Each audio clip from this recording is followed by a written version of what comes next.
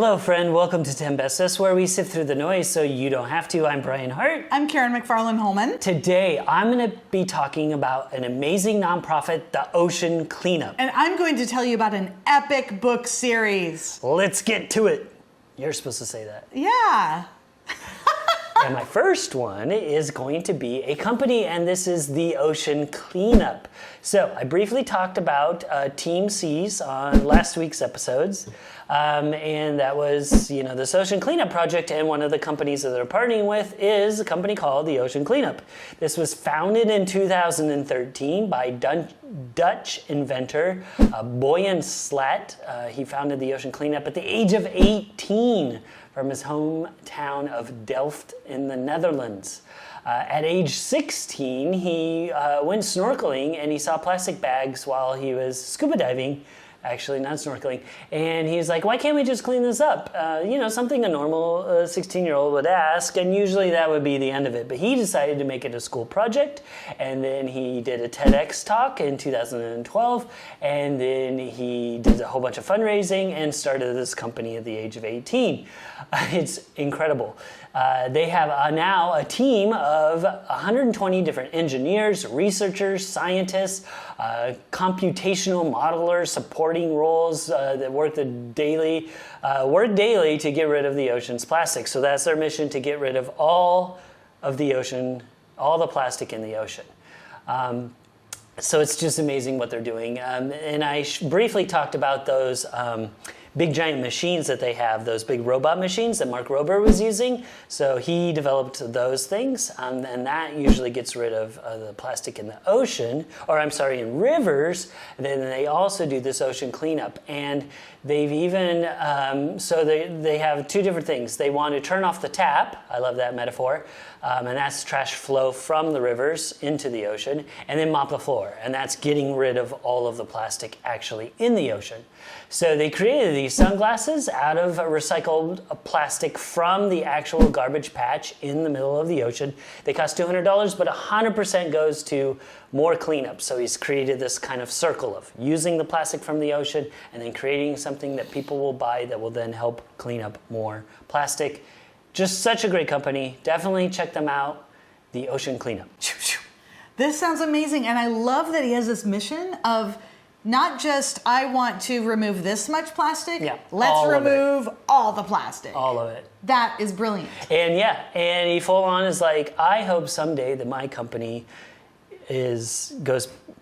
doesn't have any more trash to pick up, and then we're out of business, because that means we've done our job. Yeah. And everything's great. There's no more plastic in the ocean. And also he does know that that is just one part of it, that he also wants to, and that's why he's focusing a lot on rivers and that plastic and how it gets to the ocean. Yes. So he is working on tons of different things. But doing this at the age of 16, having the idea, and then cool. 18, forming a company. I mean, he's only in his 20s now. Wow.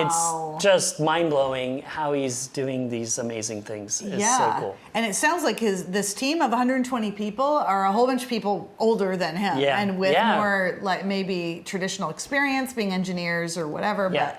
But he is just, has this great idea and is making it happen. Yeah, it's so cool. It's so cool. And at first, when I heard that he was making, essentially plastic sunglasses, I was like, now we're just making more plastic. But then I watched this whole presentation on it, and he's like, he manufactures part of them in the United States, part of them from a designer in Italy. So they're high class. Like some of the leading designers of eyewear made these glasses, and he's like, look, plastic is a good commodity. There's a reason why it was so popular. Yeah.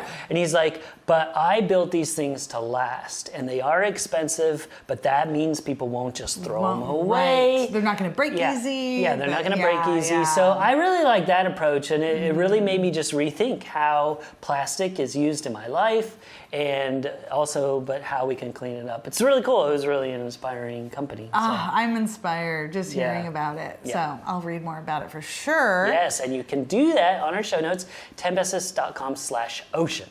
Excellent. Thank you. You're welcome. My cool sheet is a book series called Dune. Dune was written by Frank Herbert, and it is a highly underrated book and subsequent series of books that fall into the science fiction fantasy genre. In 1966, shortly after the first book's publication, it won the inaugural Nebula Award, an award that I mentioned in episode 211. And in my opinion, the overarching premise and the stories that are told in the Dune series are hands down on par with Star Wars and The Lord of the Rings. Those two, however, have a huge following from the movies themselves, or in the case of Lord of the Rings, started with the books. But Dune? There are definitely a lot of fans, but it has yet to make as big of a break into the mainstream. My hope is that the recent 2021 release of the movie Dune hooks people to then dive into the books, unlike the first make of Dune, which was released in the 80s. We won't talk about that though. I'm gonna talk about the books.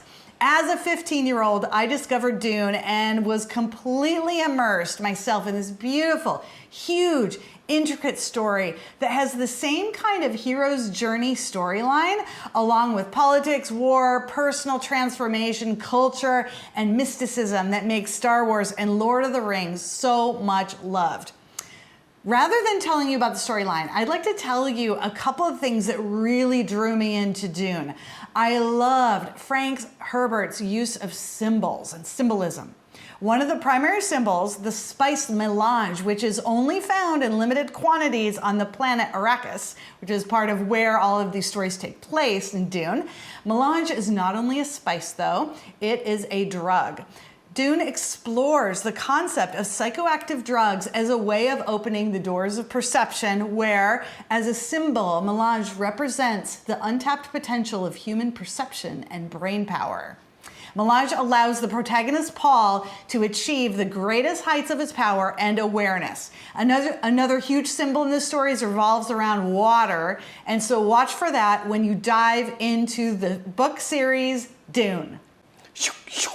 Yes, I'm so glad. You've been talking to me about Dune way before this movie was coming out, yes, and how much a big influence it was, and so I was super excited. I got the audiobook for Dune because I was like, oh, I'm going to read it or have it read to me before, because it's actually, I think it's one of those that's acted by a whole bunch of different people and a really cool audiobook. Oh, that's awesome. I didn't know that. I think that's right, although it's a big book. So the audiobook itself is like 30 hours if you listen to it at normal speed. So I was like, it just got later and later before the movie came out, and I'm like, I'm not going to be able to do it. Right. But then I'm kind of glad because if you don't know, the first movie is just the first part of the first book. Yes. Oh, yeah. So I was then at some point I was like, well, maybe it's good that. So at least it was a surprise to me. Like everything that happened in the movie was a surprise, and I didn't know much about it. But it's so dense. Yeah, there's so many inner workings that I even had to watch the movie twice already,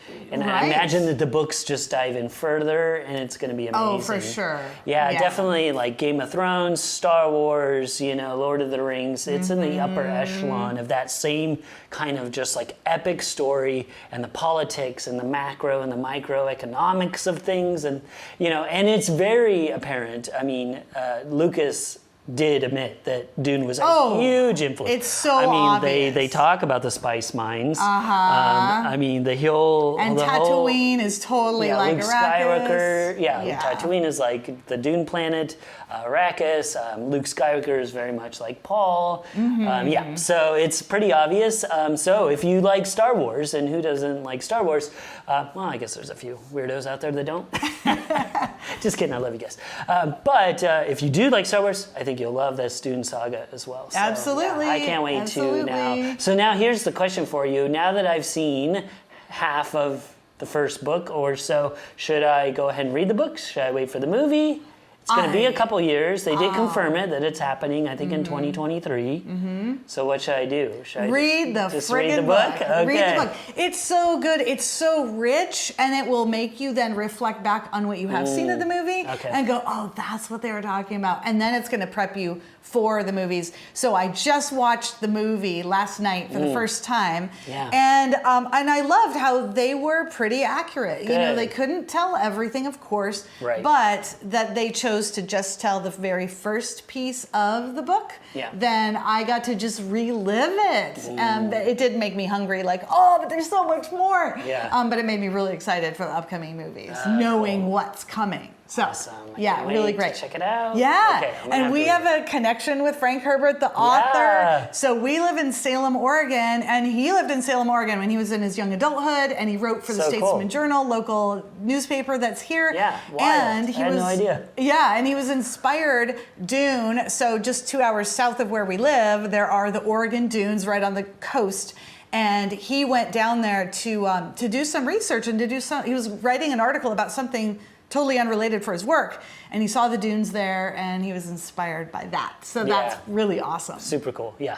Yeah, and if you haven't been into Oregon, definitely checking out the dunes is on the bucket list. Oh, especially it if you're really a Dune fan. is. It's But those amazing. dunes are cool. In fact, I know that Tim Ferriss, who I've talked about many times on Mm-hmm. Cool Sheets, that was like one of the must visits for him. Oh, when he that's came cool. to Oregon for the Uh-huh. first time, because he's a big Dune fan as well. Mm. And it's funny, I somehow was lucky enough to get in like a private call with him. It was a group chat, but I was the first Okay, one gotcha. on, and he's Yeah. like, "Oh, you're from Oregon." And he's like, "Have you checked out the dunes?" And I'm like, "Well, yeah, I'm from here, so yeah." Yes, we all have. So. He's like, "Oh, okay, then you're all right." Yeah, It yeah. was like my litmus test, I guess. Right. That passed, thank goodness. Yeah, right. So there are 6 books, Dune books, by the way. And I gotta say the first one is the best. Is like it? it just Okay. really is. And they do, the next 3 are good. And in my opinion, I just love the first one so much. But it Okay. is so big and meaty. Yeah. So that's yeah, good. There's a lot to Yeah. take in for sure. Well, thank you so much for You're sharing that. welcome. You can get all of that on our show notes at 10bestest.com/ocean. Thank you so much for joining us, friend. I'm Brian Hart. I'm Karen McFarland Holman. And let us know in the comments, what's your relationship with plastics? And let us know if you've ever read any of the Dune books. If you're enjoying the show, please give us a like and share it with a friend. Stay tuned tomorrow for another great show. And don't forget to stay curious.